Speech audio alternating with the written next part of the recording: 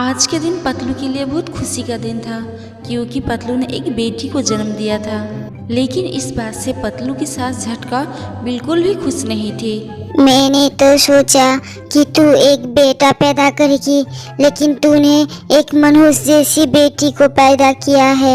तेरी इस मनुष्य बेटी ने तो जन्म लेते ही मेरे सारे अरमानों पर पानी फेर दिया है। कुछ दिन बीत जाते हैं लेकिन झटका का स्वभाव पतलू की बेटी रेबा के लिए वैसा का वैसा ही रहता है। वो रेबा को बिल्कुल नहीं पसंद करती और हमेशा मनहूस ही बुलाती रहती है। पतलू का पति मोटू एक विद्युत विभाग में काम करता था और एक रोज वो जब काम करता है तो काम करते करते उसे करंट लग जाता है और उससे उसकी मौत हो जाती है। अपने बेटे को खो देने के बाद झटका को और भी बड़ा झटका लगता है। तुम्हारी मनुष्य बेटी के कारण ही आज मेरे बेटे का ये हाल है।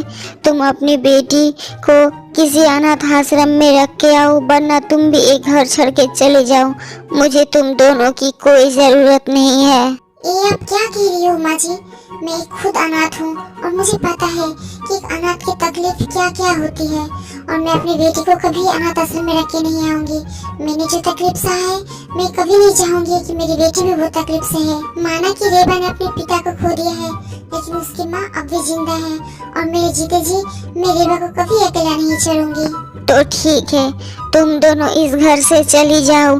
तुम दोनों के लिए मेरे घर में कोई जगह नहीं है। फिर पतलू रेबा को लेकर घर से निकल आती है और रास्ते पे उसकी मुलाकात प्रियंका से होती है।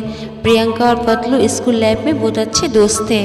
अरे पतलू, तुमने अपना क्या हाल बना रखा है? तुमने सफेद साड़ी क्यों पहना है? क्योंकि मैं अब विधवा हूँ प्रियंका।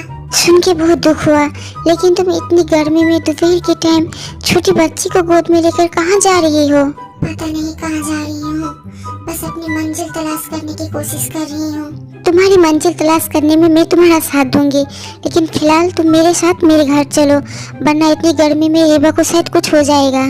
फिर पतलू प्रियंका के साथ उसके घर जाती है। प्रियंका, तुम रेबा का कुछ देर ख्याल रखो। मैं बाहर जाके कोई छोटा मोटा काम ढूंढने की कोशिश करती हूँ। दूसरों के वहाँ काम करने से अच्छा है तुम अपना कोई ठेला वगैरह क्यों नहीं लगा लेती? और वैसे भी तुम्हारे हाथ का चना चाट तो पूरे अनाथ आश्रम में फेमस था। तुम चना चाट का ठेला लगा लो। अरे नहीं प्रियंका, मेरे पास उतने पैसे नहीं हैं कि मैं ठेला और चना चाट बनाने का सामान खरीद सकूं। तो क्या हुआ पतलू, तुम पैसे मुझसे ले लो। वैसे भी अनाथ आश्रम में तुमने मेरी कितनी मदद की है, और अगर तुम्हें मुझसे पैसे लेने में कोई झिझक है तो तुम मुझसे उधार ले लो, और फिर जब मुनाफा होना शुरू होगा तो मुझे लौटा देना। फिर पतलू और प्रियंका साथ मिलके एक ठेला और चना चाट बनाने का सामान खरीदते हैं। फिर अगले ही दिन से पतलू चना चाट बेचना आरंभ करती है। चना चाट ले लो, चना चाट, टेस्टी टेस्टी चना चाट। फिर ठेले के पास कुछ ग्राहक आते हैं।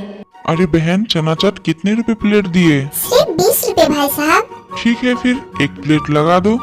अरे वाह, इतना टेस्टी चना चाट तो मैंने पहले कभी नहीं खाया। बहुत अच्छा चना चाट बनाया है तुमने। दफ्तर से आते वक्त मैं हर रोज तुम्हारे पास चना चाट खाने आऊंगा और अपने बच्चों के लिए भी ले जाऊंगा। जी शुक्रिया भाई साहब, जरूर आइएगा, और अपने जान पहचान वालों को भी जरूर कहिएगा कि मेरे दुकान पे चना चाट खाने आए। अरे हाँ हाँ बिल्कुल। ठेले पर ग्राहक बढ़ते रहते हैं और धीरे धीरे पतलू अपने ठेले को दुकान में बदल लेती है।